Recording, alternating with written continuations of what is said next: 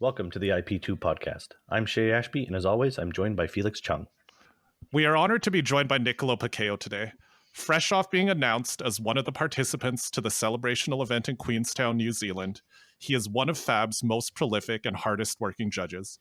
From his role as team lead for the rules team, to being a familiar face in an orange shirt, taking on lead roles at Tier 3 and 4 events around the world, and much more. Welcome to our show. Hey everyone, thanks for having me on. Thanks Felix and Shea. This is great to be here, and I'm excited to spend the next hour and a half, 2 hours with talking with you all. Awesome. Can't wait. Nick, can you share a little bit about yourself? What got you into games? A little bit about who you are? Yeah, sure. So for those who do not know me, my name is Niccolo Paqueo. Most judges and friends call me Nick, and I'm a level 2 judge from the Washington, D.C. area in the United States. I've been involved with Flesh and Blood since early 2021, just shortly before Monarch. It was really I was really enticed by all the angels coming out, so that's really what grabbed me. Then I watched a ton of Tolarian dropouts, and Tower Number 9 really got me on the Dorinthia train.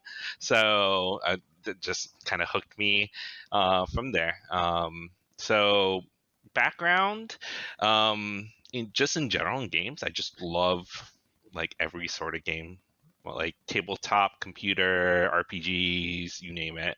I also used to playtest a lot for a lot of cooperative LCGs. Play Marvel Champions. Okay. You may have seen my name in the playtesting credits for some of the earlier packs before X-Men. So, what about Arkham Horror and Lord of the Rings? I play tested one cycle of Lord of the Rings. It was when the Angmar Angmar Awakens cycle, that one, where you're up north in the Dunedain. So when they re-released it with all the new cards that helped streamline a campaign for you, I play tested that cycle. Arkham Horror, I have yet to play test. It is one of my top 5 games of all time in general. I think what MJ Newman and team have done over the years before passing the torch just brought RPGs into a tabletop setting that is very accessible, especially for me. Like, I am not the most how would you say? I don't tell stories very well. I don't have the I envy those dungeon masters that can craft a campaign over several years and keep a party engaged. And I think Arkham Horror, just chef's kiss, does it very well. So amazing. Nice. Well, I didn't know that about you. So anyone interested in co-op LCG action, check out Marvel Champions, play tested by Nick, but also my recommendations as well, Arkham Horror and Lord of the Rings. A lot from the professional side. I myself am a family man, and I just found out that you are. So how does FAB fit into the life of your family and your household?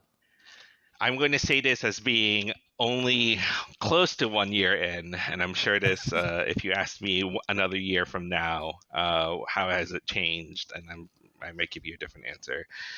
FAB is has been a pretty integral part of our family, only because, even when my son Liam was not born yet, my partner and I decided to go to the World Championships in San Jose together as a trip, right? We made a very conscious effort to still be able to allow for each one of us to have our hobbies, still be able to partake in them. Still be able to partake in our hobbies. And really, that has kind of rubbed off because, the FAB judge community is almost like a family, right? In month 3 end, right, there was a lot, as you all may know, FAB judges are also Magic judges, some of them, right? So there was a Magic Con in Philly, and it was in the third or fourth month, and I was like, I want to see my friends. So I drew from we went on a family day trip all the way up to Philly for me to be able to say hi and have some dinner with some folks. Okay, nice. And really, it's kind of been a journey, because everyone knows that I have this kid that I look forward to seeing at the end of every weekend, and I look forward to seeing my partner as well, because it's just one of those things, like, you in a year you've grown so close to that little mini me or mini version of you, that you want to kind of get back home as soon as I can. I will tell you, when I was in Barcelona, I think I was there for the day of the Judge Cup. So let's count that as day one. Judge Cup, Judge Conference, that was day two. Then there was all 3 days, and then there was one extra day for the program leads to all meet. So there were 6 days. And by day 3, I really wanted to see my little boy already. So, it's a family's a North Star for me. So, nice to hear. I feel like, as a single parent myself, my daughter's 9. Every year that goes by, for me, it gets funner or more fun to see her at the end of the day and engage with them, because as they start to walk and talk and play, it just, I don't know, it fulfills that, I don't know, I don't want to say void in my life, but it just feels really good to get home and have that sort of, like, help close out a long day at work or a long road trip. And you're just like, I just want to get back to my family. It feels good. So I think you have a lot to look forward to. Oh, thanks. I appreciate that. And, I will say that's kind of the one thing that I've started to notice is exactly what you're saying, like that long day, right? Mm. Like, I was working on actual work stuff until like 8:30 this evening. I took a small break to have dinner with them, but then I just remember, like, at the 5:30, like 5 o'clock mark, when my partner returned home with our child, it was really nice to see him just, like, smile and just, like, jump into your arms. And those kind of things are priceless. Absolutely. Okay, well, thank you so much for telling us about yourself. One other important thing is seeing you post on Discord so much. You are clearly a fan of one particular Pokemon, and I have to ask you, for all our listeners, which one is that, and why is that your favorite? All right. So for the listeners out there, the Pokemon that Felix is referring to is Pikachu. So if you've ever been inside the Judge Hub Discord, if you look in the upper right-hand corner, you'll see most of the moderators there. And then what you'll see is my name with a little Pikachu that's currently, I think, doing like a head bob type of thing, like as if they were at a heavy metal concert. But the number one, I chose the Pikachu because Pikachu is is the cutest Pokemon. You can come fight me on that anytime. Mm-hmm. I'll welcome all bad arguments against that. He's also one of the only Pokemon that can sport yellow and black, have ears and a tail, and just walk like a badass all the time. And then the third reason is actually what really kind of got me on got in Discord is when I first set up Discord, I had this meme as this meme GIF on my Discord profile. It was Pikachu walking, and it said "haters gonna hate." So that's kind of how this whole Pikachu. I never changed it, and I was at one point thinking about changing it on my Discord profile, but then Klaus always introduces me for some reason to new folks as, hey, he's the Pikachu. So and a lot of people have recognized that. So maybe one day it will change to something a little bit more professional on that server. Probably not, but we'll see. I can't see that. I mean, there's only 151 Pokemon, right? So Pikachu's definitely the cutest. No questions there. Big facts, buddy. Big facts. There we go. He's popular for a reason. All right. Well, let's hop into the big news, the celebrational. So congratulations on being invited, and I just have to ask, how did you find out that you were on the list, and did you know in advance? First, thanks.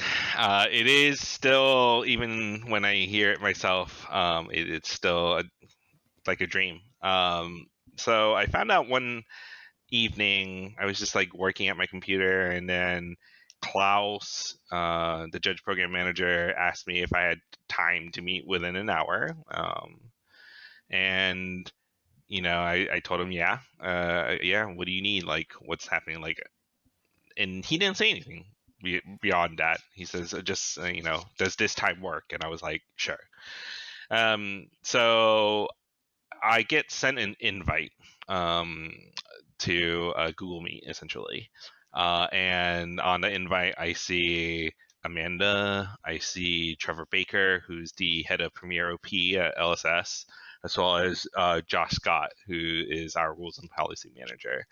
And I'm sitting there, I'm like, what have I done? Like, what is going on? Like, and I say this in because like Amanda has always been like my mentor as well, and she has been one of my mentors, and she's been very influential in my development of things. And I sit there, I'm like, what did I like seriously do wrong? Lo and behold, we had the meeting, and basically, Klaus leads off with you're not in trouble or anything. We just want to tell you about this event that we're having in February or January, and then basically let Trevor drive the wheel from there, and told us about the whole plan to have basically a celebrational tournament down in Queenstown for 2 days before the calling, and there will be some of scheduled events. It didn't tell us much more beyond that. There, except there, kind of what to expect. There are other folks like us, but not judges, but I guess people around from the community who are involved it would and are participating in this. So basically, they told us, thanks. This is thanks for being for our contributions to the program and to kind of like the FAB community writ large, and it was great. It was a great thing, great experience. It went from like, what did I do, to wow, like euphoria. So that was pretty cool. I will say. I In terms of much more, from by just we did know in advance, Right. because they did tell us, right, in that way. I think it was about a month before the keynote speech, in general, because we needed to start kind of doing a lot of the planning in terms of at least getting our flights squared away, right? So, Right. but we were not able, besides Amanda and I being able to discuss it amongst ourselves, and our significant others, because if we have to plan, we have to plan Yes. with them knowing. They, we were not able to kind of fish out who else was going to be part of the whole event as well. So I feel like the judge community also knew, kind of got a hint about this earlier than others, before the keynote speech, because the celebrational announcement went up with the heavy hitters announcement on the front page, but was also before Barcelona, and Klaus had tagged both Amanda and I on us joining that celebrational, but I don't think it was widely known until really the keynote speech. Got it. Well, it definitely took me by surprise, and yeah, I was following Yichin's live tweeting of the keynote, and I had a pretty big reaction to seeing you and Amanda being announced. So very, very happy for both of you, and big shout out as well to Amanda Coots. She's been a head judge at both of the SCG events that I've been to. So yeah, another amazing judge. in our community. And yeah, just very happy to see you both recognized. So you truly had no idea that this was going on before getting called into this scary Google call. And Yeah, yeah, yeah, what a story. I didn't really, right? And I think Yeah, even if it was like maybe I just didn't think about it, right?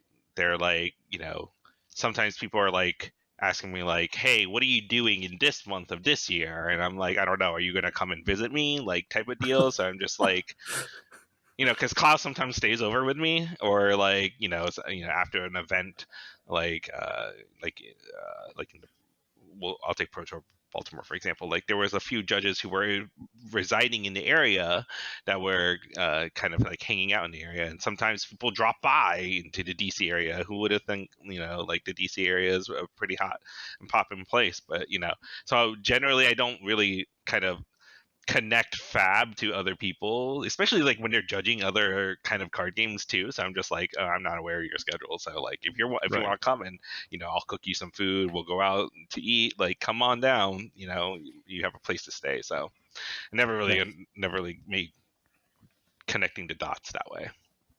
Yeah. Okay, and what are you expecting for that weekend coming up in January? I'm going to break it down into kind of two things, right? In a really true micro level, right? The participants who are going to be there, for a lot of us, we've met at events, right? I think Brody is one of the celebrational participants. Mara is as well. I've seen them. I've judged them thousands.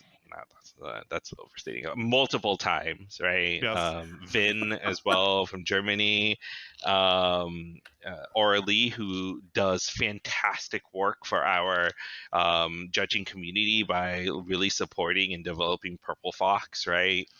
Yep, Obviously, she saved Canadian nationals this year. she's wonderful. I just want to say, like, just a wonderful person. Amanda, Yep. obviously, kind of like who I think is probably one of the best judges out there and kind of thinkers. Oh yeah. Among all of us, and really, like, those are the people, like, in a micro level that I know. Like, it's really developing those human connections, right? And kind of like being able to kind of, hey, we all were recognized in some way or some fashion for these, for our contributions to the community. And it's great to see them as well. So it's really refining and developing further those established connections, but also making new ones, right? I've never really met, like, I think her name is Yui Tokiwa from Japan. She's the ambassador for Japan, in terms of, looking forward to meeting them. Looking forward to meeting some of the other lifetime XP gainers from the Asia region. Like, though it's really kind of understand, like, meeting new folks that really kind of interest me in doing these type of things, because you really get a sense for kind of like the different facets that inhabit our community, right? The different kind of people, the different personalities, the ways of thinking. And I think that really enriches kind of our and embodies kind of really Fab's mission, right? To part of it, right? To bring people together into flesh and blood. Yes. Don't ask me to recite that mission, because I'm really bad at it. But at a global level, I do think it it it means for a lot of people, it could collectors, um, really devotees of Fab, to say that, hey, we are starting year 5 with a bang, and we've made it, right? It is the hype, the prestige associated with the celebrational, and having it kick off the year with being in New Zealand, the home of Flesh and Blood, really is gonna, in my opinion, kind of, I hope that it's going to resonate with like a world championship level of hype and excitement. Not the competitiveness, right? Like, in terms of kind of, that's a whole different facet to world championships, but really the excitement that it brings to, and that it brings to the community, is kind of the more macro level, global level, kind of expectation I have for that entire week in general. It's a week of events, essentially, if you think about it, right? Because you have the celebrational and you just flow right into the calling weekend. So it's great. For plans in terms of beyond that, I think LSS has some great plans in store for a lot of the celebrational attendees. We don't know too much about what's going to happen, and I'm sure they're going to reach out to us in the near future, to help plan for Auckland, our events in Auckland, our events in Queenstown, and travel and kind of like the day-to-day kind of rigmarole of, hey, these are the fun, exciting events that we have scheduled for you in addition to playing FAB, right? So Right. it's truly something that I'm looking forward to, and in terms of plans, I'll just do whatever they tell me to. They tell me to, like, hey, we need you to bring something for us, or to schedule or think about something for us, I'll do it. So it's really at this point a waiting game to see kind of what they want from us at this point. Yeah, no, fair enough. Can you just say a few words about what it's like to be acknowledged and chosen like this? Yeah, I'm extremely honored, right? I never think of myself as someone who can ever reach the top, or nor do I ever want to reach the top of anything, right? And this is really an honor because I know that there are so many individuals out there who are just top class in everything that they do surrounding this community. And it's not just our judges, right? It's the content creators. It's the person at the local game store who's there every single week to kind of bring new people in who are willing to teach folks, right? There are all those folks out there as well. So really, like, I'm honored that I can partake in this, but that doesn't mean that it diminishes the value of anyone else in the community who have really poured their blood, sweat, and tears into the things that they are doing as well, because really those folks also deserve recognition. And I can't say much more than that, because it's really, my contributions are different than others, but at the same time we're all marching towards the same goal, right? It's towards really elevating the game, or the spotlight in the game from our perspectives, that will help the game grow. Thank you so much. I want to go back to the beginning a little bit. I know you had mentioned that you started in the Monarch era, but what made you pick up FAB, and how did you get involved with it, and what ultimately led to like judging? Yeah, so it's actually a really bittersweet story. So just a little bit of background. I didn't have really a competitive card game since Mirrodin block inside of Magic, which is what, 2003. I had sold all of my collection. And I amassed a lot to fund my trip to Japan, because in 2009 I had been accepted into the JET program, which is a Japan exchange teaching program, and I needed to somehow fund this trip. So I sold all of my collection, and I didn't really want to go back. I'll occasionally play a draft every now and then. If someone has a deck they're willing for me to borrow, I'll pick it up and learn and play. But when I came back from Japan in 2012, I decided that I wasn't actually going to play a competitive card game again. And it was really, I stuck myself to deck builders. I played a lot of Dominion, even online. I played a lot of Dominion, trying to get competitive at that. PC deck building game that, who doesn't like comics? So once 2020 hit, and the pandemic kind of had not really you know, it was there, but we didn't understand really the severity of how the pandemic would go. I started looking into a competitive kind of game that wasn't Magic, right? And Flesh and Blood came on my radar, right? I played Yu-Gi-Oh competitively back in the early 2000s. I played it. I wasn't interested in a lot of the going back into kind of playing Yu-Gi-Oh again. I did for a while, and I regret it on a couple levels, including my bank account. But there was something about Flesh and Blood that was just was alluring. Part of it was I needed something to help distract me. My mother had passed away and early in the pandemic due to COVID, and was really kind of like the first known case of COVID taking a life in the Philippines. And so I couldn't, I buried myself, spending time with my family here in the United States, making sure that they're okay, but also buried, I couldn't really play with other folks in a more personal setting, right? We were all isolating from each other.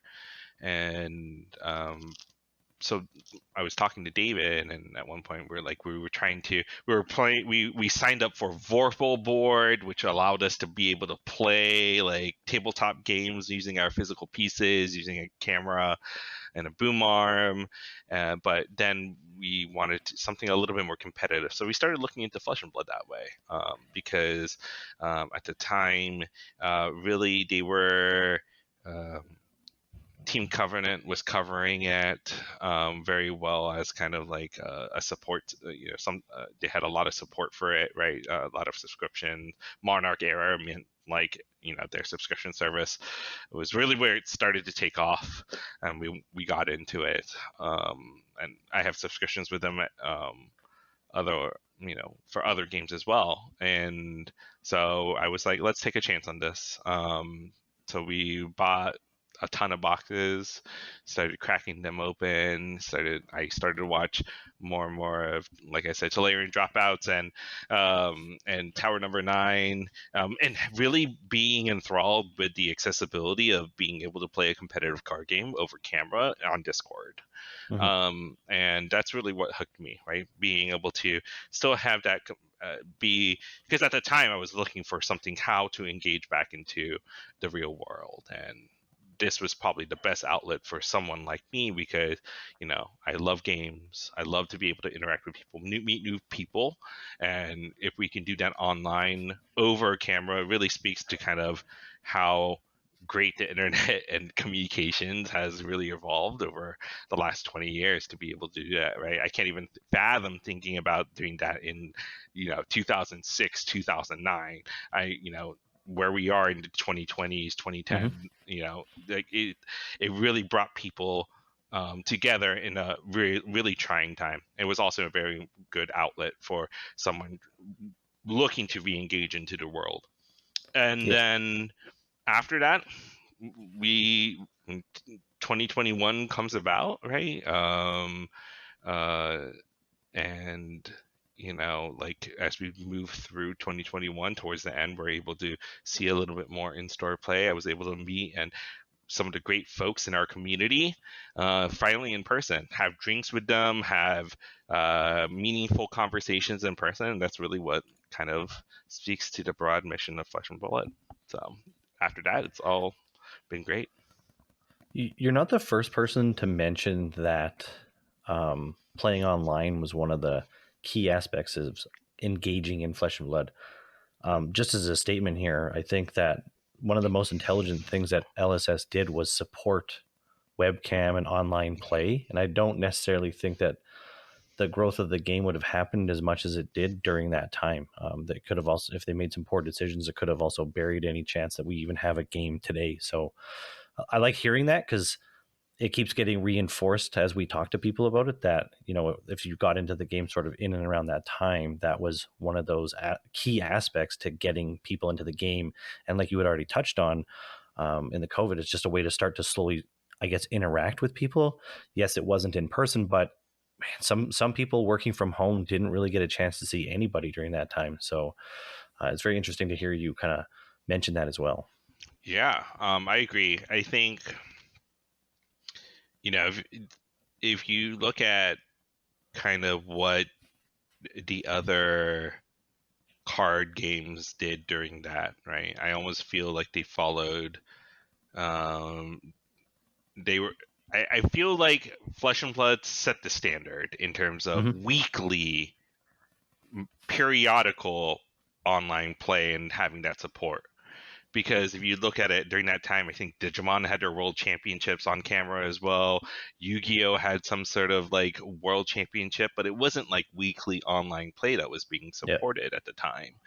This was for FAB, it was weekly armory events, skirmishes, being able to leverage a blitz format, being able to allow their local game stores to engage in their pre-releases in a way that, you know, you can either play as we were moving back into from COVID, being able to give folks the option of being able to pick up their packs and play online against each other in the pre-release format, or play in store with the community that has chosen to move themselves inside in-person play. So I think it was a really smart maneuver to really engage in that kind of support by LSS, and I think it really drove home a great facet of their product, which is to support the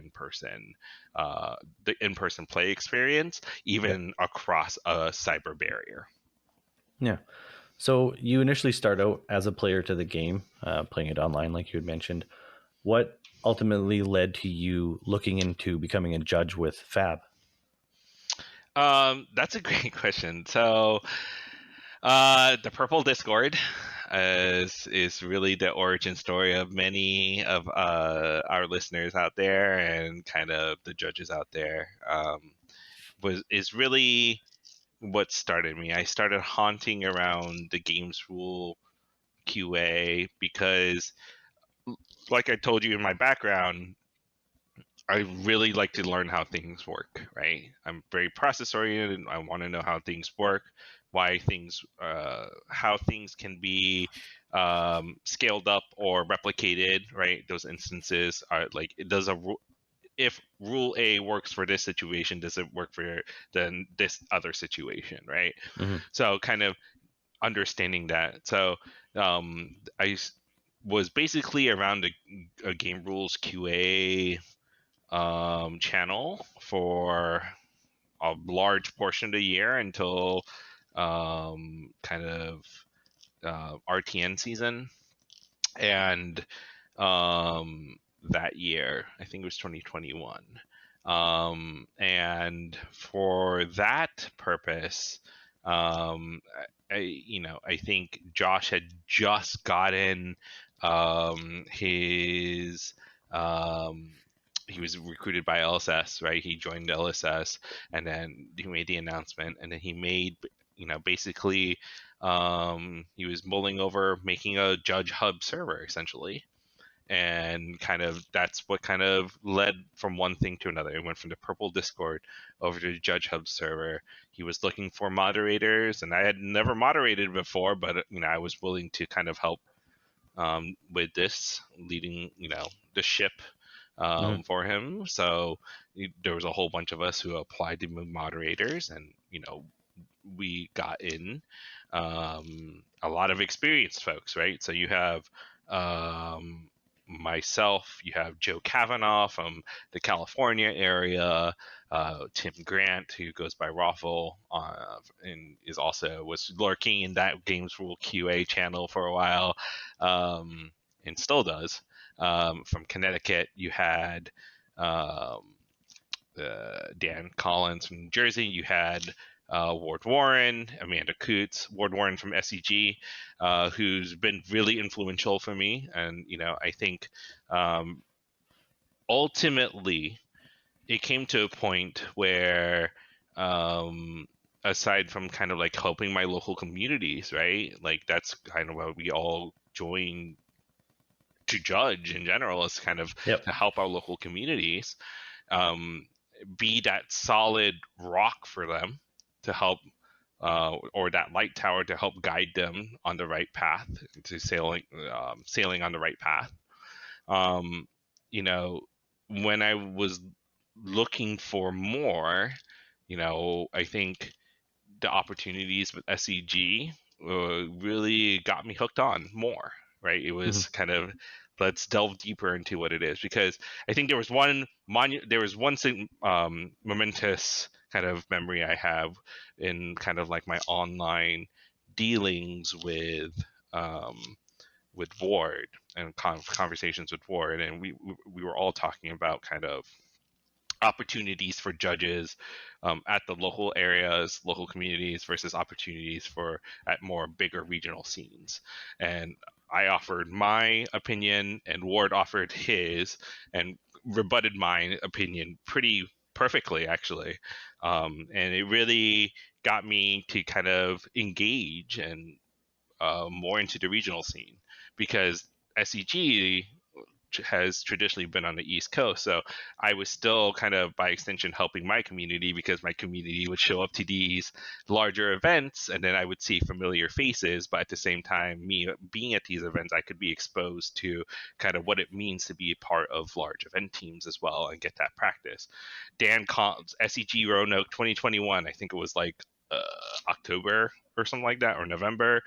But Dan Collin and like Ward was on stage, guided me. Dan was my FAB lead, and kind of I learned a lot. And then it just took off from there. Like that's how in 1 year I got into judging to help my community, and then got more sucked into judging, just because the people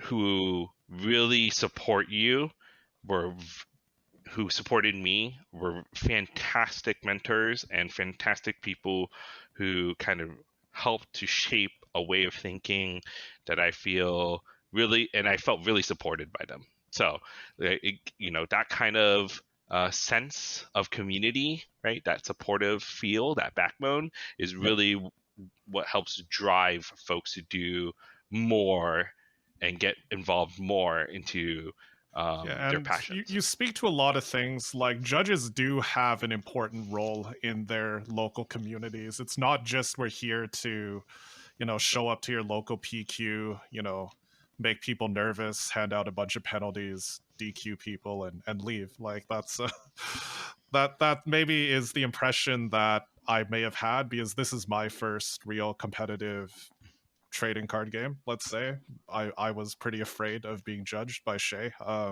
in 2021. To be honest, I've never been judged like playing a game like this. So can you just speak a little more about the role of judges more broadly outside of working at events, being a judge wearing a yellow and black shirt? What else do you think judges contribute to the overall community? I think judges have an important responsibility in their communities because they are pillars of them, right? You could arguably say, and I think Josh had like a presentation of what these pillars are at the very beginning. But if you break it up into kind of its base, right? You have the player base, you have the judge community, you have LSS, you have content creators. All these are just pillars of the overall that underpin, that support FAB as a platform, FAB as a product, right? And judges in general, beyond just judging an event, really are there to kind of help shape their local communities, because more often than not, besides the player base, they are a constant in the community, right?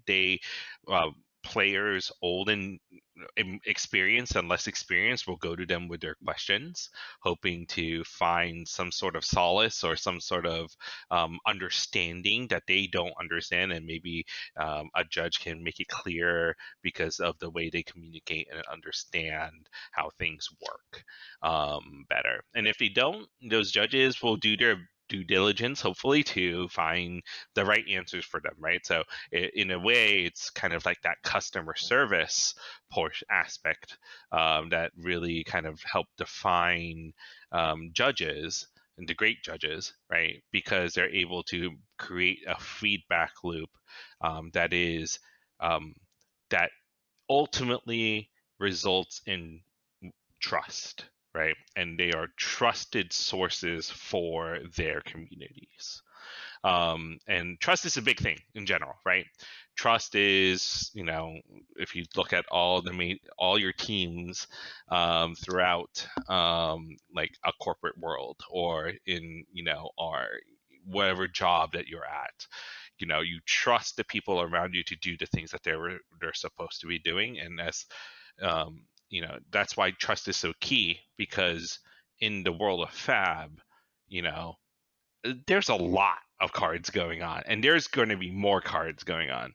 There's going to be more events. There are a lot of people who there are going to be more people entering into FAB, right? And you need that one anchor, the judge, who can help bridge like skill levels together, right? You have the new entry who doesn't understand kind of the more nuanced portions of combat, right? They will go to a judge, right, and ask kind of like, hey, how does this work? And the judge will sometimes take their time to kind of explain it more succinctly or more relatably to for that person.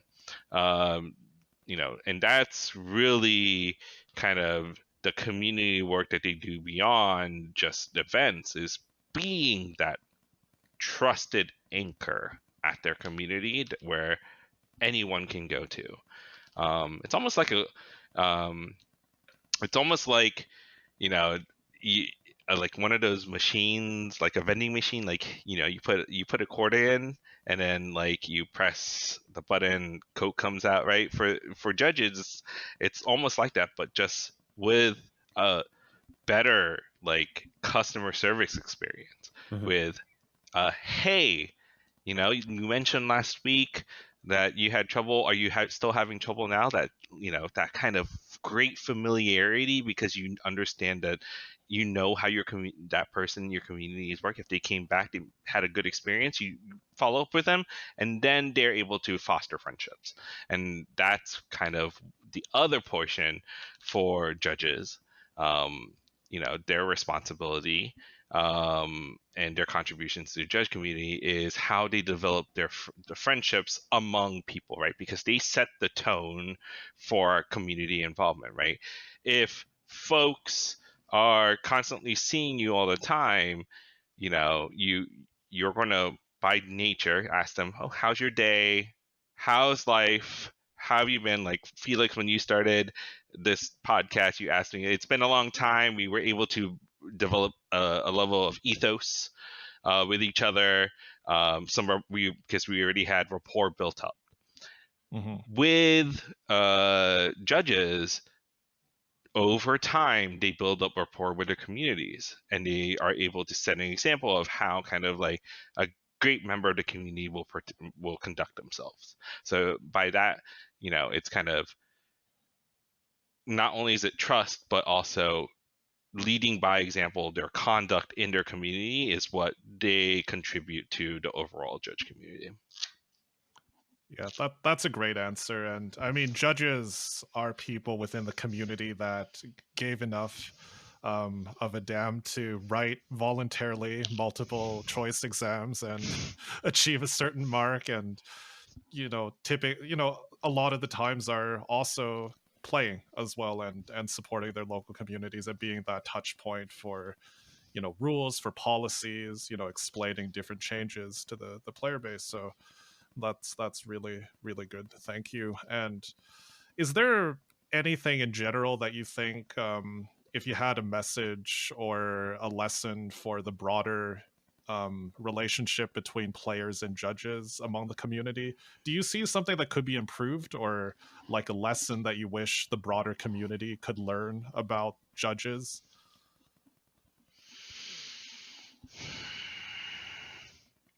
I I really would put you on the say, spot here. yeah, I have to think about this because there's a lot of great opportunities for improvements on both sides, right? I think the judge community, it is a part of the broader FAB community.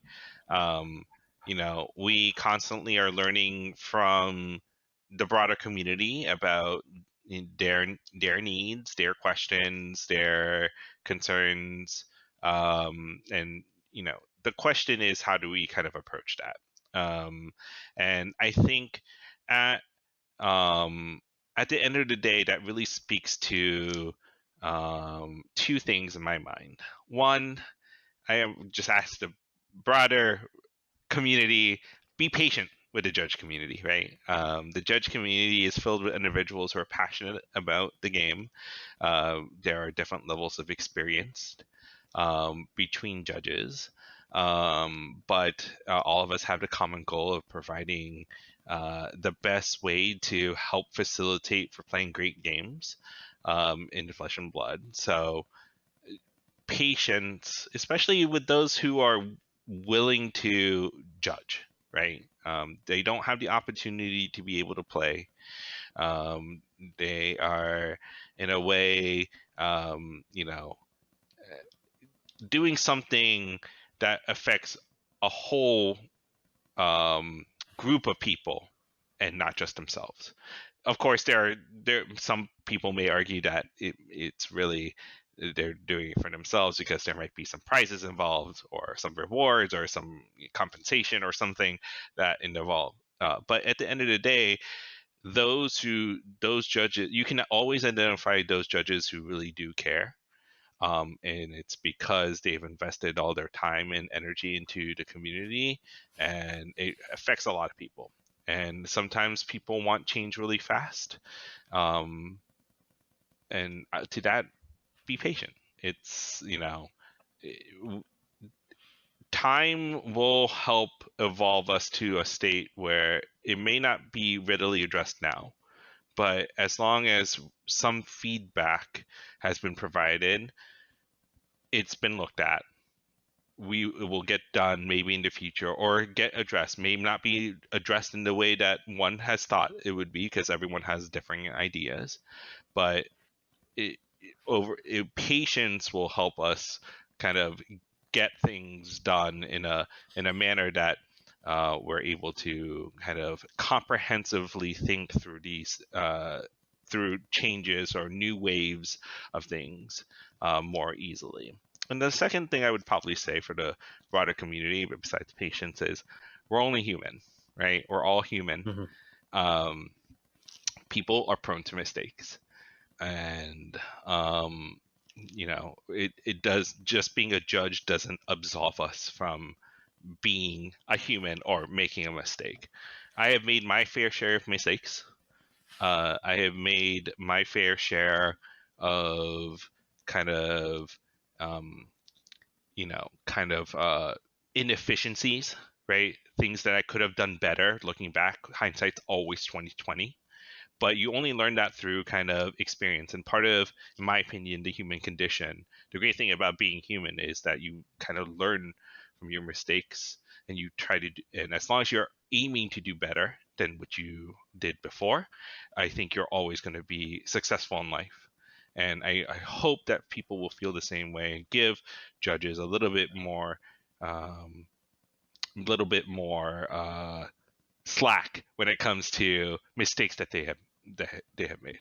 Some of them may be more visible than others, but at the end of the day, it's a mistake that we improve on. It's an opportunity for improvement, and we move forward. And I think that's kind of the one thing that I want to kind of pinpoint for everyone there. So I'd like to move into the next topic. Some people out there might not know about the different teams and projects that are going on behind the scenes within the judge community. Can you share some insights about the rules team and where you fit within that? Sure. So for those that are listening in, one of the roles I have inside of the judge community is I am the team lead for the rules community team. It is a team of now 10 individuals among all the judges that are kind of have applied or been picked by myself and Josh. That our aim is to kind of review rules related documents and make updates and suggestions based upon either things that we see or catch on our own or through community feedback. And it's one of those things where with rules, like everyone is has a different understanding sometimes of the rules, have different levels of being able to navigate the rules. And really, the team that we have for the rules team is those folks who are seasoned and experts at being able to navigate the rules to be able to answer questions. But beyond asking questions, it's also being able to collaborate with one another to improve the rules to a state that kind of addresses cards, effects, abilities that are coming up when sets are released. To give you an example, right? The last set, both Bright Lights and Round the Table, for the rules team is typically engaged before set released about 4 to 5 weeks before the set releases, right? About that time, there's some spoilers, right, here and there, and then we go into a massive spoiler week. So from when those little spoilers start dropping and until pre-release, essentially, and even after pre-release until release date, the rules team is constantly reviewing documents just to make sure that we are improving the documents in such a way that it addresses many, if not all, of the rules interactions that we can find. And a lot of it is just thought experience, thought testing, hypo testing, kind of like scenarios as well. Working with Josh in our private rules team chat to be able to kind of rigorously test some of the different new functionalities that are coming through. But that's just not it, right? You all get hyped on spoiler season, right? And we have lots of good spoiler discussions in all channels, right? And the team is all prevalent in most of the major channels that you see, like the Purple Discord, the Judge Hub Discord, maybe the local competitive scenes, and they are taking kind of like their questions and feedback, and then we're filtering it up to the rules team, back to the rules team to be able to like think beyond just the question at hand, to think what are the implications of this question, what are the implications of answering it in this way. And you'll see it kind of as spoiler season goes. Sometimes we're always saying, hey, we'll wait for release notes, or hey, wait for the comprehensive rules update, this is going to get addressed. It's because sometimes things change during that time, and our job is to take that feedback but also give people kind of like, hey, you know what, just hold up, it's coming soon. Okay, you got me really excited. Give me the juice on spoiler season and sneak peeks. Do you guys, as the rules team, get advanced knowledge on cards that are coming out within the next sets? We do not, actually. And that's because LSS, by their right and nature, they keep everything close to the chest, right? I think content creators get their cards out, a couple weeks beforehand to be able to create their shape their content, right? Which is a great thing that LSS does for their community but judges in the same way, our team doesn't get that. What we do get beforehand that everyone else doesn't is when these cards come out, what will end up happening is Josh is very good at providing us multiple different iterations of the comprehensive rules document, so that it only shows us the mechanics of what has been released and the implications of those mechanics. So Okay. kind of like what is changing within our documentation and the things that it will really impact. And that gets our brain juices going, because then we're like, oh wait. So for example, like when uh, uh, I guess block cards were being showcased last season with Round the Table, right? With Brevant, right? There was a lot of questions about how blocks were going to interact in the UPFC, and then kind of like, Right. what does it really mean? And then we started going through all the paces already of like, here are all the sections that we expect that we need to update because of the way the defending works in the what was the 2.5 version of the CR is kind of incompatible with the way that we expect blocks to work. So, we get that kind of preview. And then as we move into the bigger preview season, once all the cards have been revealed by their content creators, some of them may not be revealed because those get revealed through box openings, through, I think maybe Fluke and Box got one last season or something like that. Like, once those content creators have had the opportunity to do it, we get everything. We get all the release notes. We get all the full version of the comprehensive rules update, including the feedback that we've already provided, and then we go through just a full comparison of everything. And really, where your rules team does a lot of the work is seeing all the cards in one place with all the intended rulings in one place. And so that's what we get the preview of, is how the mechanics will actually work from a more macro level. And we have the opportunity to ask questions. And then what ends up happening is the only thing that does not get spoiled to us, if it's not spoiled in the box, is the fable. Right.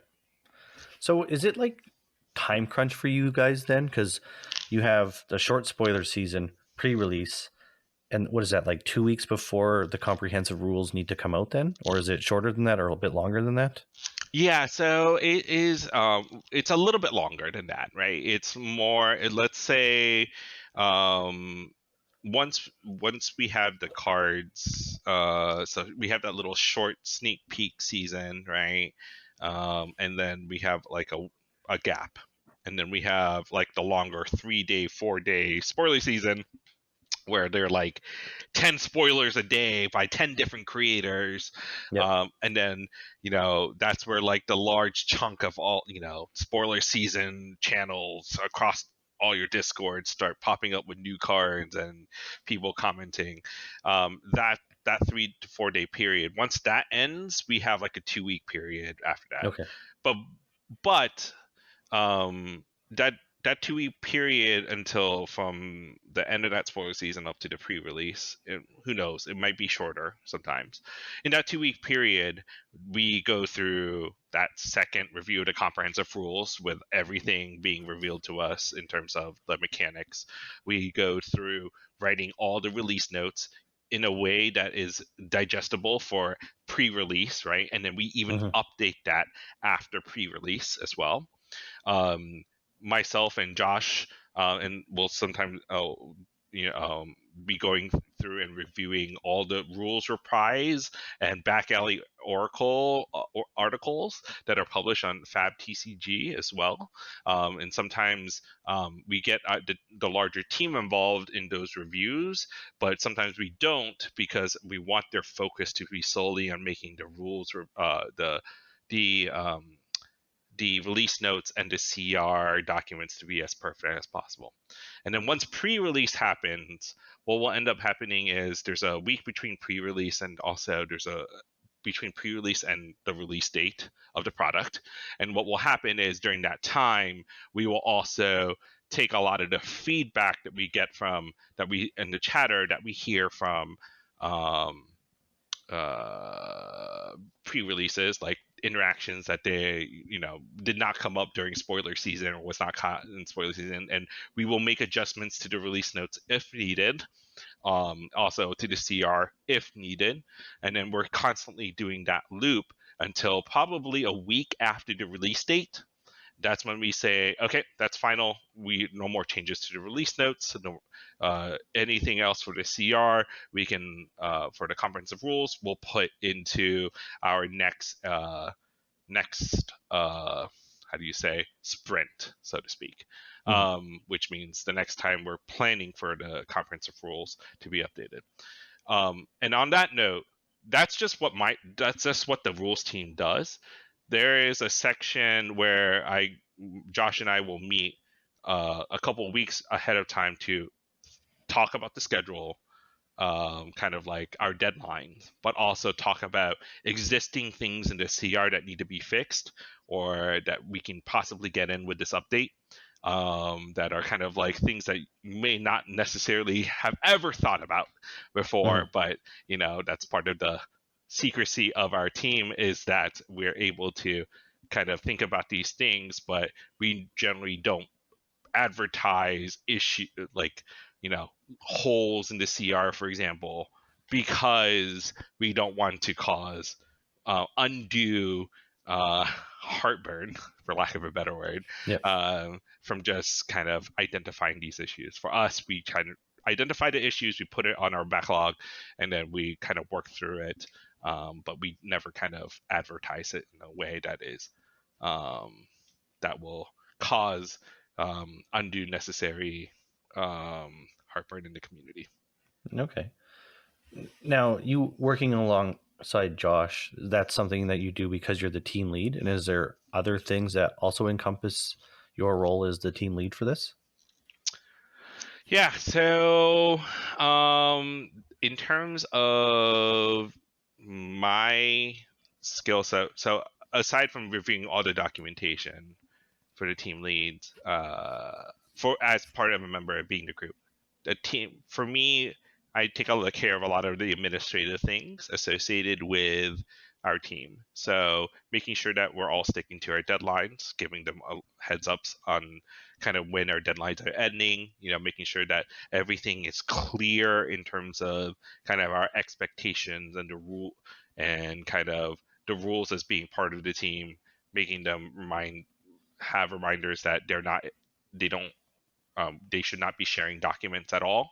For example, because we want to be able to tightly control the versions on things, giving guidance where necessary, because you can imagine a lot of the comprehensive rules will cross over with one of same comments that for the release notes. So being able to kind of separate that, I help guide those conversations. Okay. So like, hey, yeah, great thing for the release notes, make sure that you put in the comprehensive rules or something like that, and kind of like guiding those conversations as well. But it's also my responsibility as team lead, is also making sure that our folks have what they need to accomplish kind of their task at hand, and making sure that they have the if they're not able to, that they can contribute somehow in some way, or let them know that it's thanks for letting me know that you can't contribute for this work stream. There are other work streams that you're coming up soon that you're available to work on. That'll be great. And then also doing a lot of the pre-comprehensive rule update planning. I do that with Josh. Very cool. With you being so involved behind the scenes, is there anything that is exciting or that you enjoy that other people, don't necessarily get to see or know about?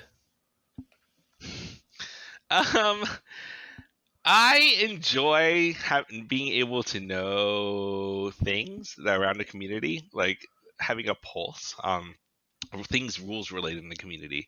I will say this. I may not be the best in terms of responding sometimes, but when I do, I make sure it's meaningful for the person that I'm responding to. But I definitely do read almost everything, and if I don't, I always ask, "Hey, can someone summarize this for me?" Because it's like maybe like there's like a 20 long post on things.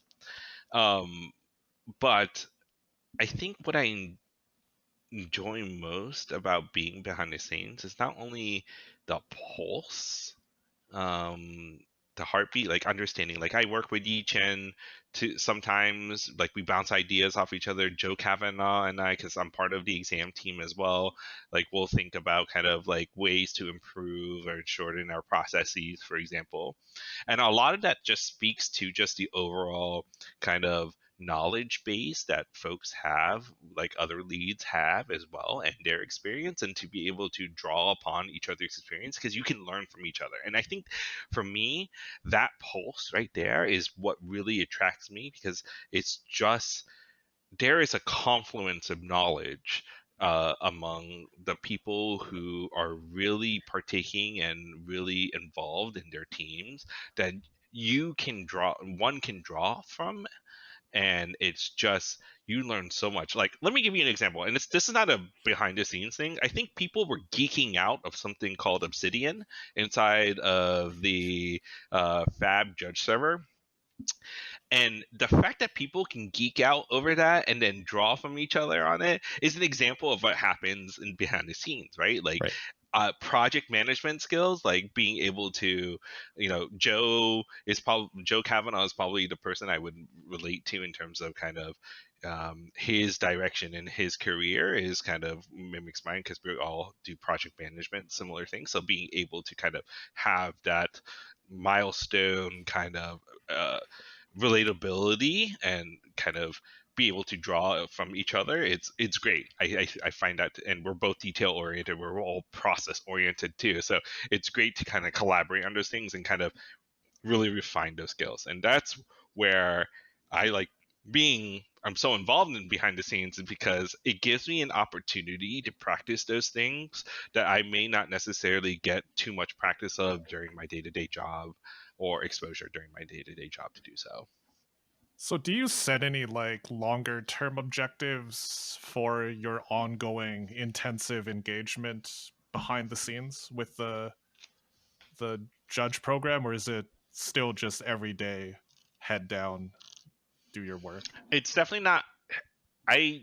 When I'm working on things for the judge program, it's always head down for a couple hours, like depending on what I'm doing, right? I think, for example, when we were working on the team lead certification for advanced certification, so I'm part of that team as well, right? I took on the challenge with Ward, Amanda, and the rest of the team lead certification team to kind of really put together kind of like a great explanation of what our expectations for a team lead would be, right? And if you look at it, while it looks long, because those are kind of like what we hope our desired candidates would be, the way that I kind of approached it and that they were cool with was being able to kind of make it seem like what it sounds like to be you would expect when applying to a job, right? Here's what we expect our candidates to have, here's what we're hoping, here's what we expect you to provide proof of, and kind of some certainty about the process, right? And that's an example of one, being able to be given the space to do that, right? And number two, being able to kind of see that come together and see that actually be used. And that, when we put our heads down, all four of us together with Klaus for a good couple days. And then there was, even after that, like, Ward and others were kind of discussing it more at length as well. Like, and then seeing it finally come out, and then seeing it finally used, that's where I get like my participation level is predicated on seeing results. So being able to see that from inception to implementation is a really great positive feedback loop that is encouraging to see and lets me know that, hey, I'm actually making an impact. Therefore, I want to spend more time in the making contributions to the program, right? Yeah. And I will say this, right? Even before like all these teams were doing it, like I had the goal of just trying to get people, a common understanding of, rules in general, right? There, you'll see some of the old Ask a Judge like not forum posts, but like the posts on Discord. We tried to make threads, like we tried to innovate in such a way that gave a common understanding for judges, a common place for information, and that's only grown to better heights, right? We have Judge Hub platform now. We have the new Ask a Judge forum feature on our Discord. We have tests now being part of the rules exam. Like that is a great being part of the exam team. That's a great feedback loop, because then you see that people are actually doing the tests. They're actually using it. And the things that will in the long term is being set up, right? I think Josh and particularly Klaus have a good vision, a macro level vision for where they want to take the judge program. Now all that is really being worked on right now is implementing it to get to that vision, right? Doesn't mean, there will be course corrections. Any good plan will always have course corrections because something always happens. But they have where they want to go, and they have people at the heads of their teams that are able to that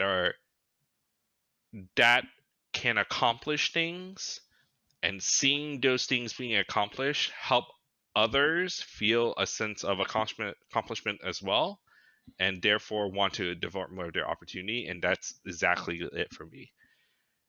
The only drawback for me is that, like with everyone else, I hope, is that sometimes real life will always kind of dictate participation levels on a dime, right? My child, as he grows up, if I'm lucky to be here, to see him grow up, when he starts to attend kindergarten, when he starts to attend elementary school, if I'm still in the FAB community, I would say there's going to be an opportunity cost, right? Mm-hmm. There's already an opportunity cost because I can't go out and play FAB all the time, right? I have to be very cognizant of my partner's needs as well, and it's a shared responsibility for us. So, in this case, my commitment to the program and to my level of participation is predicated kind of on that relationship in general, right? But not only me, but it's also kind of like when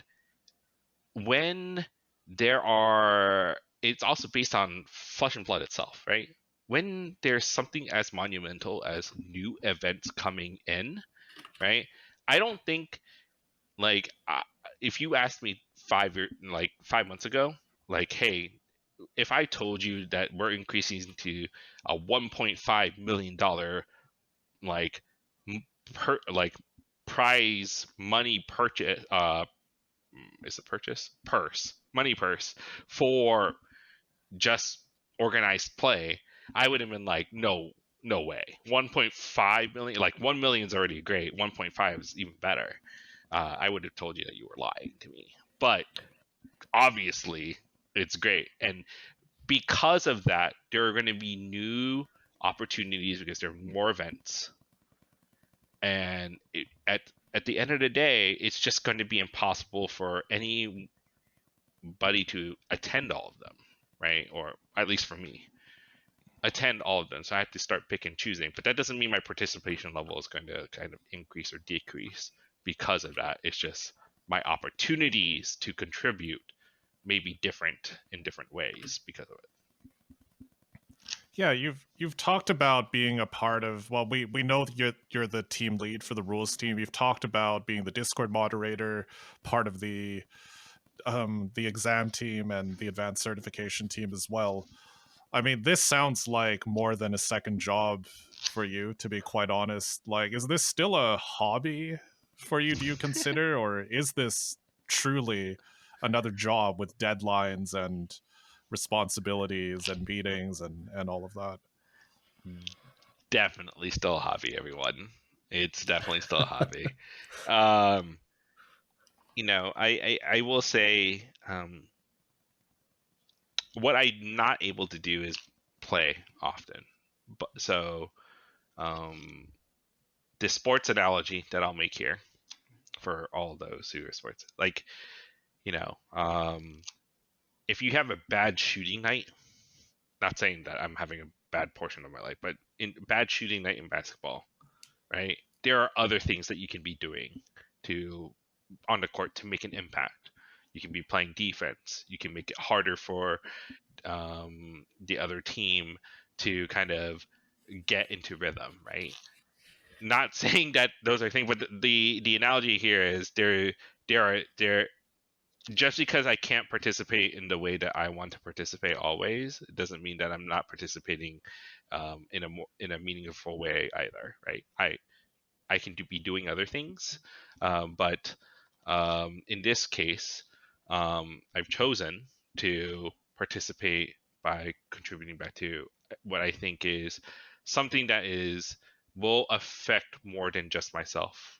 It will affect others in a way that I hope will bring them some sort of happiness in their life. Because ultimately, I people's success, if people are successful at what they do because of something I did, you just tell me that, it will make my day. And I think for that, just having the chance to experience that is good enough for me to keep going like this as a hobby as opposed to a full-time job. It's a really good segue into my next question. You're part of multiple communities within the game of Flesh and Blood. You're in the judge community, you're in your local community, you're in the national community, and even the world's community at this point.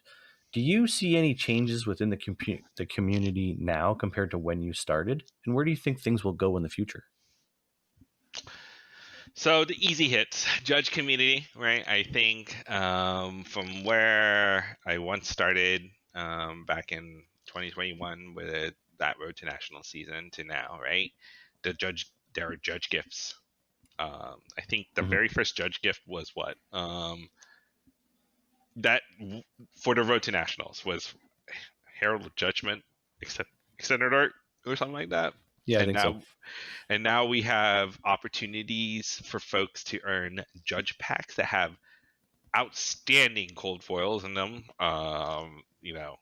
Those are fantastic. Kind of like that's an improvement for people to get them. And you're not only getting that now for like Road to National season, right?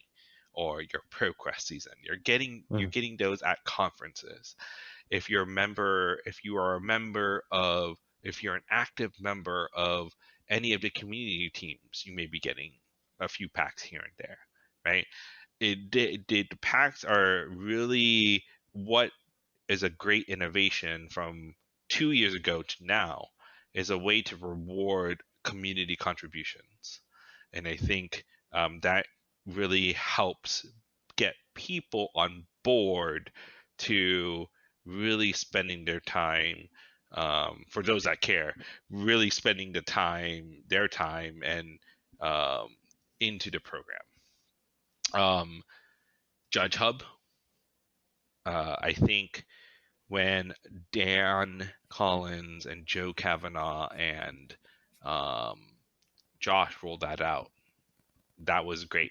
It gave a central ship for everyone to come together to be able to record their event history, to be able to certify for level 2, Mhm. to advance that, to know how to advance that, to be able to write reviews. And that's honestly something that we hope that folks will take more credence over, is to be able to provide that timeless feedback to folks on how they can improve as a judge for them. Some people may not be receptive to it, that's fine, but it is a feature that is there to help people on their journeys who want to grow and learn from the opportunities of improvement that they have, and really build on that.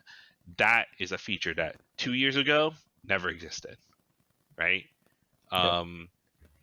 The teams, right? You have basically um, you know our team, the conference team, right? The number of conferences that have come out in the year 2021, I couldn't tell you one single conference, right? Maybe there was on kind of like some of the world premieres for TOA. Maybe there was. I don't know. I wasn't there. But what I can tell you now is the number of available conferences this year alone seems to have eclipsed, and I don't have the numbers, seems to have eclipsed the year before that, and definitely in 2021. Right. So that allows for a matriculation of just knowledge, networking, knowledge, being able to kind of for presenters to refine their presentation abilities and their skills, to be able to demonstrate their mastery of their subject matters. Like, those are great things that the conference team is really fostering these days. And it's not only in person, right? You have more online conferences, like weeks for preparation for available for those individuals who are maybe new, can't get to a conference, but want to learn skills so that they are better prepared. Those L1s are better prepared for their ProQuest and their Road to Nationals, for example. Yep. Absolutely. Right. So the that, I guess the overall arching theme is the accessibility of information is greater now than it was a couple years ago. And that also speaks to kind of like maybe the larger community writ large, right? If you think about the larger FAB community, right? We now have uh, we have three main flagship documents, right? We have the Comprehensive Rules. The Comprehensive Rules 2.0 definitely came out at the very beginning of 2022, right? So that was a monumental feature because it kind of spoke to the underworkings of how the game works. We have a tournament rules and policy. We have a penalty and procedure guideline, and none of that existed before, right? And those are all kind of good documents for the larger community to understand kind of like competitive play, the expectations for playing in tournaments, what the player expectations are, what you can expect from our TOs, what you can expect from our judges. Those kind of outline and kind of explain those features better than they ever did in 2020 or in 2021, right? So that availability and more detailed articulation of information is much greater than it was now than it was before. Game wise, and I can't, you can see like the mechanics are just growing. Yeah. We have, we started off with the advent of the super super types, right? With Monarch being light and shadow, combination with rune blades and brutes and warriors and illusionists alike, right? And then we went off into Tales of Aria, right, with ice and elementals, and like that. It has spurred a lot of growth, just game wise, and really interesting combinations of decks coming out, and kind of archetypes coming out, and we see all this.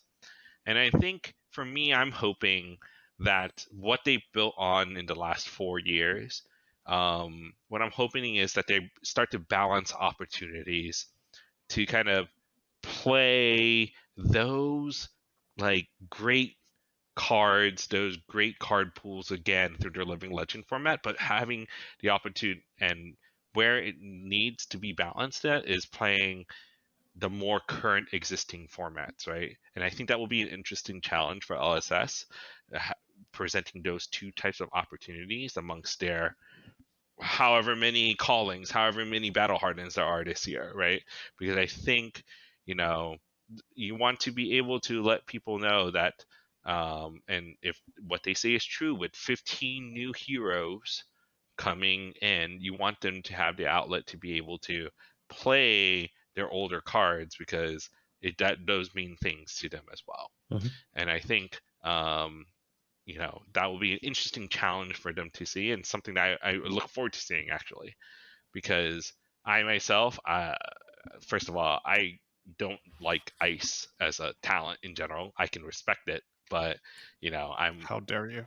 Yeah, exactly. You're talking to two ice people. oh it's okay to be wrong. Just know that you are. But I'm just kidding, y'all.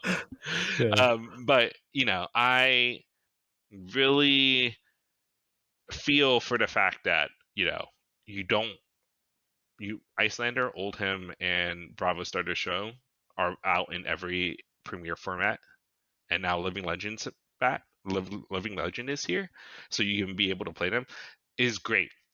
Let's not talk about what happened at Barcelona with all 8 being Bravo Yeah. Starter Show, but being able to foster those opportunities to be able to play the heroes that really brought you into the game or help refine something about the game in its early history for you is really meaningful, and I think that's going to be an interesting challenge to help foster that for LSS. So I want to ask you about something that Klaus spoke to us about when he was on the show, and that was the importance of diversity of backgrounds within all levels of the judge team, but especially within the leadership teams. And I'd just like to ask you, do you feel that you bring a unique perspective to the teams in which you're a part of and leading? I think I do. So I'm going to break it up in terms of kind of my diversity professionally and then my diversity personally. I think I'll start with personally, right? I do think that everyone has their own lived experience, right, in terms of how um, so they relate to society and how society relates to them. I do think that those are very informative experiences to be, and everyone has their own truth to be told, and story to tell, if they want to tell it, right? And I think it's important to be open to receiving those stories in a way that um, should be respected, right? I think what we forget at the end of the day, like I said, we're all human, right? We have the capacity to grow. We have the capacity to learn from others, and that's also learning about what um, you what folks care about. And I think that goes a long way into understanding kind of your a person's kind of ethical contribution or how they lead their lives on a daily basis, right?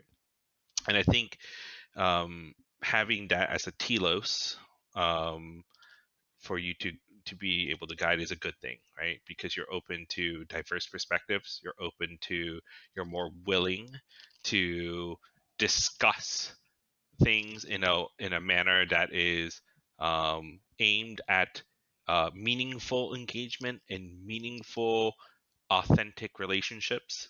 And I think that's at the end of the day, it helps inform your interpersonal communication with your team members when leading large teams, with the people you work with, and helps kind of understand, like, that at the end of the day, beyond this event, that they are humans, and that they should be respected, and that um, they have contributed to your success in some way. And I think it's important to understand that Um, and it's important to understand that, right? I think the plurality of diverse perspectives is a good thing to always have. Um, and it's always good to consider because it helps rigorously intellectually test your own convictions as well and your own decision making frameworks and processes in a way that hopefully is inclusive and not necessarily exclusive of those who may have different thinking ways of thinking than you. Now that it's unfortunate that there are some people in the world who take the stride of being very demeaning and very disrespectful of other people's way of life, and to that, I'm okay. For me, kind of not engaging with those folks or not willing to tolerate them because in a way where we are standing as individuals inside of the program is we are trying to help bring people together into flesh and blood, which means being inclusive to everyone and respecting their ways of life because in a way they are all participants in a very great ecosystem that should be ideal for everyone and engender a sense of safe space for folks to engage with. And I think that's something that's necessary to kind of understand when leading these teams is that it helps shape your customer experience skills, your ability to relate and understand folks, but also to understand when necessary, when enough is enough, when sometimes you have to draw the line, and making hard calls and hard decisions related to conduct. And it's those are the kind of ways in which your diverse perspectives will influence you for the better because you start to understand things that should be because you understand kind of really the diverse underpinning that the mission statement asks of us. Professionally, I do think that also diverse perspectives helps you having a non Magic the Gathering background means that I was able to kind of team better lead my teams in a way that best attended to their needs. I am for my day-to-day job, I am a team lead for you know for the financial institution that I work for, and really I oversee 20 people on a day-to-day basis, helping them position them for success, right? And when I first came into the program for Flesh and Blood, for the judging program, and kind of it was a lot of people from MTG that have, as an industry, has developed kind of like the event management, team leading kind of way of thinking. And in my mind, what while I was learning that, where I could apply myself and really be better is to making sure that I am doing as much as the other person, as the people that I'm asking to, that are working with me, the people that I'm overseeing, to making sure that they and their needs are being met and that they are positioned to succeed at what they need to do. And if I don't know all the question, if I don't know the answer to your question, I will do my best to find it, because that is exactly kind of what I brought for me over to the program, and no one taught me, was asking that question and not being afraid to ask the dumb question. Because I look at myself as like, compared to like Ward, compared to Amanda, compared to Dan, like all these are super experienced people. Alfonso, Emilian, like all these people kind of know the answer to a lot of things.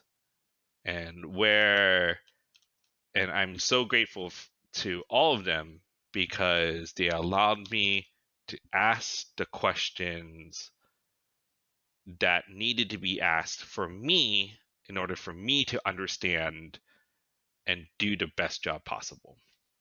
So in terms for kind of what I brought to the program, I feel is like a sense of being able to lead by example as someone who does not have a magic background and can still thrive in a leadership um, area. Thank you. Nick, as we wind down the interview here, we'd like to end off with a lighter question, I guess, here. What is your favorite moment in FAB so far? I have two. Sure, fire away. The very first one, as a judge, was definitely calling the draft on day one of the very first World Championships in 2022 in San Jose. I'm going to see, from my perspective, it was great seeing players who like reached the pinnacle of FAB at that point, just like either be excited to be there, be very tense and like you could see scrunches on their face because are the picks that they're making the ones that are going to kind of like lead them to the win. Like the rainbow of emotions, like the whole spectrum of emotions you could see out on the field with the players, and that was fantastic. From the judging perspective, it was actually super inspiring to see folks like the people that I previously just mentioned, like the leaders in the community, wear a yellow shirt and be doing the same things that we've been trained to do the entire year as well.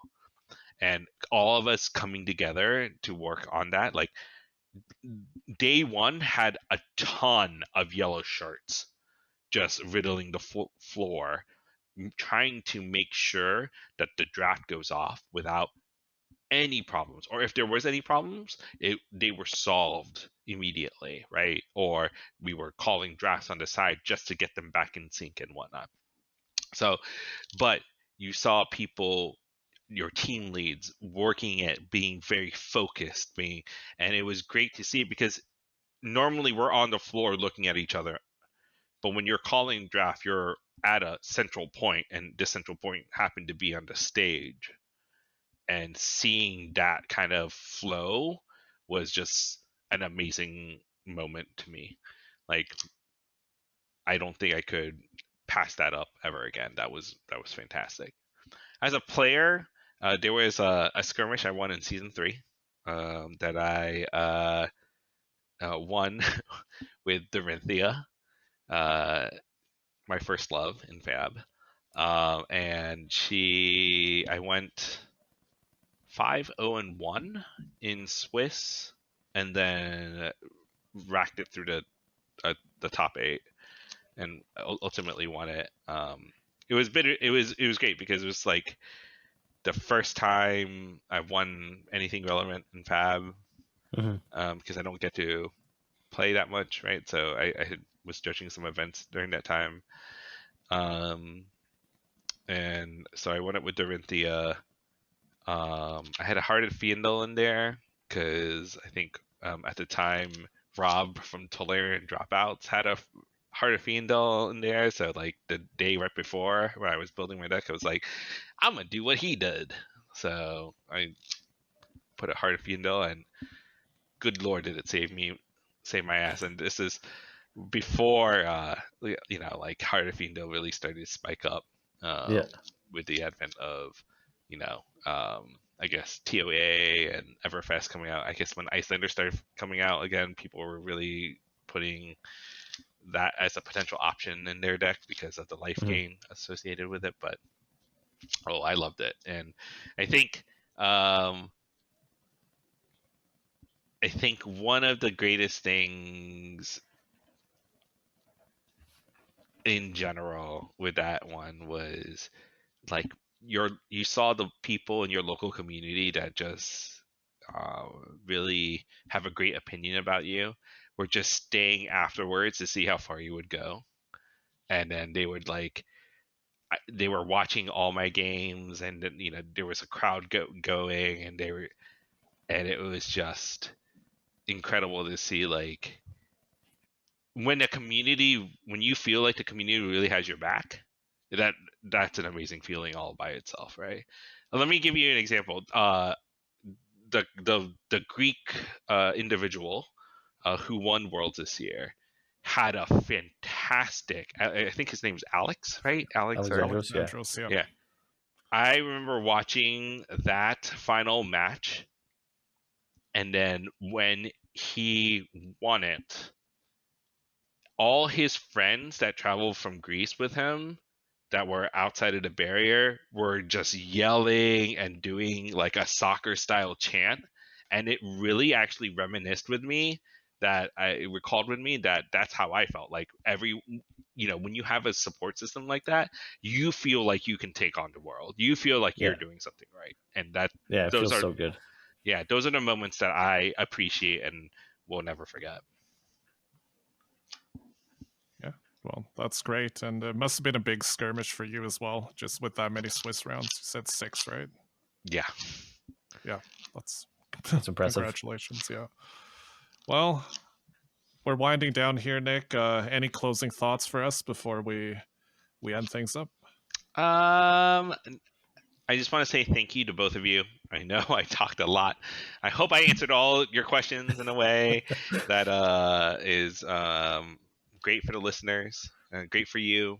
And ultimately, I want to say what you all are doing is great. You all support the community in the best way that you can, and in a way that helps um, grow people's way of thinking with diverse perspectives from all sorts of the different areas that inhabit our flesh and blood community. And for that, I want to say thank you, because you're a really integral part of our ecosystem. So appreciate you having me here. Thank you. Yeah, thanks for that. I think you misled us a little bit about your storytelling ability. We wouldn't be here as far as we were without your storytelling. So it is about 2.5 hours. Feel free to just like edit as much as you want to kind of like shape it down. I'm fine with it. No worries. And I think our definition of a hobby is different than yours. Yeah, a little bit. With the amount you engage in this game and what I think the average flesh and blooder does. Oh, so. Yeah. Well, gosh. Sports reference, right? I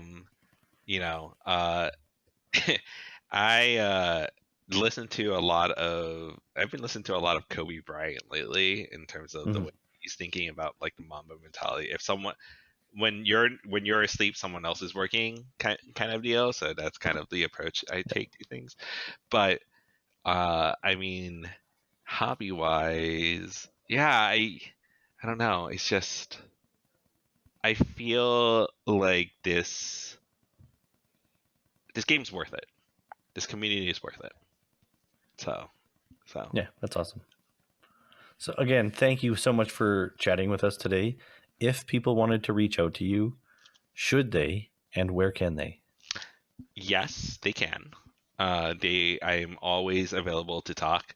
I may not be the fastest one to talk because I'm doing a lot of things, but you can find me on Twitter. I've recently X, formerly known as Twitter. I recently re-engaged in that kind of social, but you can reach me there. It's Niccolo Paqueo. And you'll find me there, or you can find me in the Discord. I'm the Pikachu that's in the right hand corner of the Judge Hub Discord. You can find me there. I'm willing to discuss and talk at any time. jam with me about anything. I'm good. And then if you're a judge and you don't engage in Discord or in Twitter, you can also shoot me an email, a message through the Judge Hub platform. I'd be happy to take a look at it. Right. Thank you so much. And for us at the IP2 podcast, you can check us out on YouTube, IP2 Podcast, on Twitter, IP2 Podcast, and on Blue Sky, IP2 Podcast. Thank you.